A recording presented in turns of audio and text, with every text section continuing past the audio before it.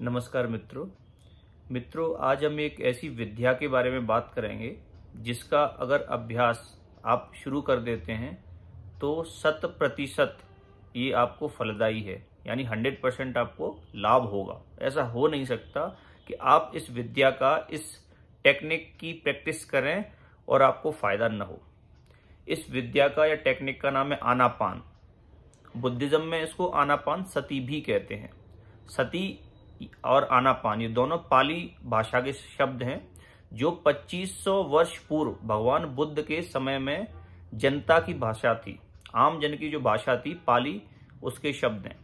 सती का मतलब होता है सजगता, अटेंटिवनेस, माइंडफुलनेस, और आनापान का मतलब है आना और जाना, श्वास का आना और जाना, इंस्पिरेशन एंड एक्सपिरेशन। तो आनापान सती या आनापान जो ध्यान की विधि है, ये वास्तव में भगवान बुद्ध ने इसको खोज निकाला था।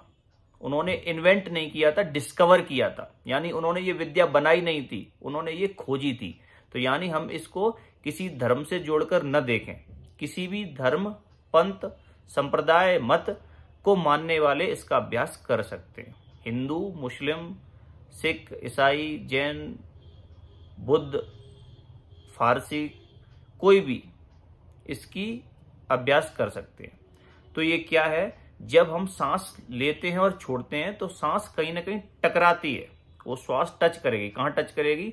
आपके ऊपर वाले होठ के ऊपर, यहाँ पे कहीं टच करती है, या नासिकाग्र यानी नासिका के अग्र भाग में, यहाँ आपको महसूस होगी। अंदर भी महसूस होगी, लेकिन जितने छोटी जगह पर आप ध्यान केंद्रित करेंगे उतना अच्छा है। तो इसके अभ्यास के लिए क्या करना है, आप अपनी आंखें बंद कर लें और हो सके तो कमर को सीधा करके जो भी सुखासन है या ऐसी अवस्था जिसमें आप आराम से बैठ सकते हैं उसमें बैठ जाएं और सारा का सारा ध्यान अपनी श्वास पे दें।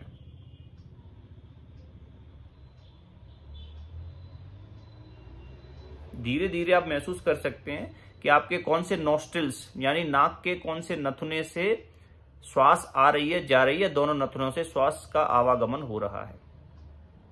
जब भी आप ध्यान करेंगे तो आपके मन में हो सकता है कोई विचार ना आए तो बहुत अच्छी बात है, या ऐसा भी हो सकता है कि कोई विचार आए, कोई बुराई नहीं है।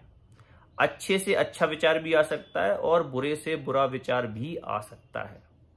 अगर वास्तव में आप देखेंगे तो अच्छा और बुरा विचार दोनों एक ही है, कोई फर्क नहीं है। अच्छा विचार भी अच्छा नहीं है, बुरा विचार भी अच्छा नहीं है, या कहें कि दोनों ही बुरे नहीं है। अच्छा विचार जैसे एक गोल्ड की चेन है, सोने की जंजीरें जो आपको बांध के रखती है, वैसा है।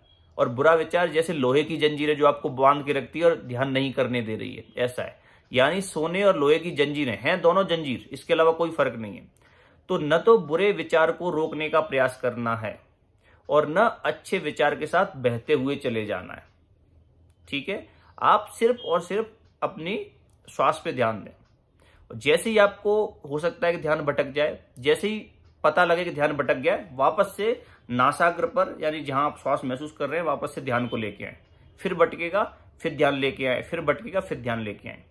शुरुआत में कुछ सेकंड्स तक आप ध्यान केंद्रित करेंगे, फिर कुछ मिनटों तक लगातार ध्यान केंद्रित करेंगे और धीरे धीरे ये समय अवधि बढ़ती जाएगी।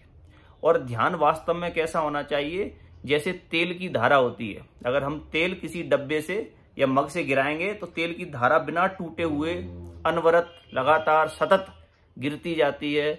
वैसा ही ध्यान होना चाहिए। अभ्यास से संभव है। यानी अगर आप आधा घंटे 30 मिनट ध्यान कर रहे हैं तो धीरे धीरे वो अवस्था आएगी कि आप आनापान यानी नाक के अग्र भाग पर ध्यान केंद्रित कर रहे हैं, और जब से आपने शुरू किया है और जब खत्म किया है, पूरे 30 मिनट तक आपका पूरा ध्यान इस पर केंद्रित रहेगा।